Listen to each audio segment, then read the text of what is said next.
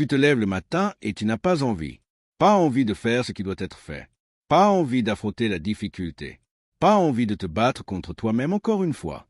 Et cette partie de toi qui veut rester sous la couette, qui veut repousser, qui veut choisir le plus facile, cette partie-là est humaine. Elle est universelle. Elle existait il y a 2000 ans exactement, comme elle existe aujourd'hui. Et Marcus Aurelius, l'homme le plus puissant de la Terre en son temps, l'empereur de Rome, celui qui commandait des légions, qui gouvernait des millions d'âmes, qui avait à sa disposition tout le luxe et tout le confort imaginable, cet homme écrivait à lui-même chaque matin pour se battre contre cette même partie, pour se forcer à se lever, pour se rappeler pourquoi l'effort valait plus que le repos, pour ne pas laisser la mollesse gagner malgré tout ce qu'elle avait en sa faveur.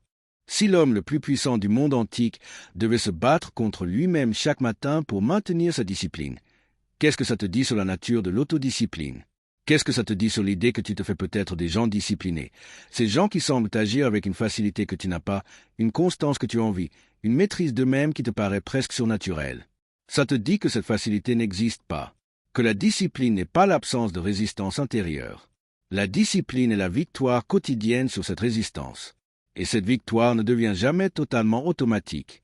Elle se gagne chaque jour, dans le silence, dans l'intimité de tes propres pensées, dans le moment précis où tu choisis l'effort plutôt que le repos, la vérité plutôt que le confort, la croissance plutôt que la stagnation.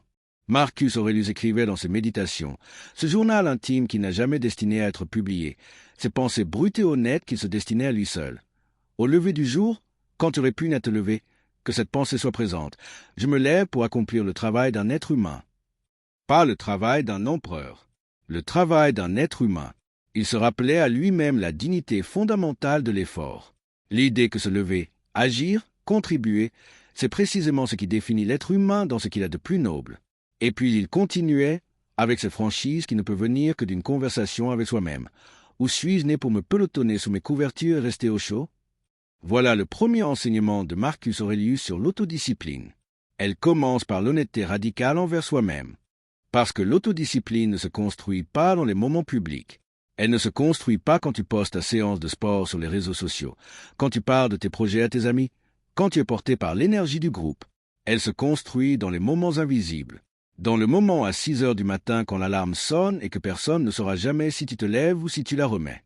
Dans le moment où tu es seul face à une tâche difficile et que personne ne verra si tu travailles vraiment ou si tu fais semblant. Dans le moment où tu as la possibilité de tricher sur tes propres engagements sans que personne ne s'en aperçoive. Ces moments-là sont les moments qui te définissent. Pas les moments publics, les moments privés. Les stoïciens faisaient une distinction fondamentale entre ce qui dépend de nous et ce qui n'en dépend pas. Ce qui dépend de nous, nos pensées, nos jugements, nos intentions, nos actions. Ce qui ne dépend pas de nous, le regard des autres, les circonstances extérieures, la météo, l'économie, la santé de nos proches, la mort. Et toute l'énergie disciplinaire doit être concentrée sur la première catégorie. Toute, sans en dilapider une once sur la seconde. Parce que la plupart des gens font exactement l'inverse. Ils s'agitent frénétiquement sur ce qu'ils ne peuvent pas contrôler, et ils abandonnent le contrôle sur ce qu'ils pourraient vraiment maîtriser. Ta vie se joue dans les moments ordinaires, pas dans les grandes déclarations. Dans le moment où tu te lèves ou tu restes couché. Dans le moment où tu travailles ou tu procrastines. Dans le moment où tu choisis la vérité difficile ou le mensonge confortable. Dans le moment où tu honores tes engagements envers toi-même ou tu les trahis. Ces moments semblent petits. Ils ne le sont pas. Ils sont tout, parce qu'ils te construisent ou te déconstruisent, silencieusement, inexorablement, jour après jour. Demain matin, quand l'alarme sonnera, tu auras un choix. Ce choix t'appartient. Il a toujours appartenu. Lève-toi,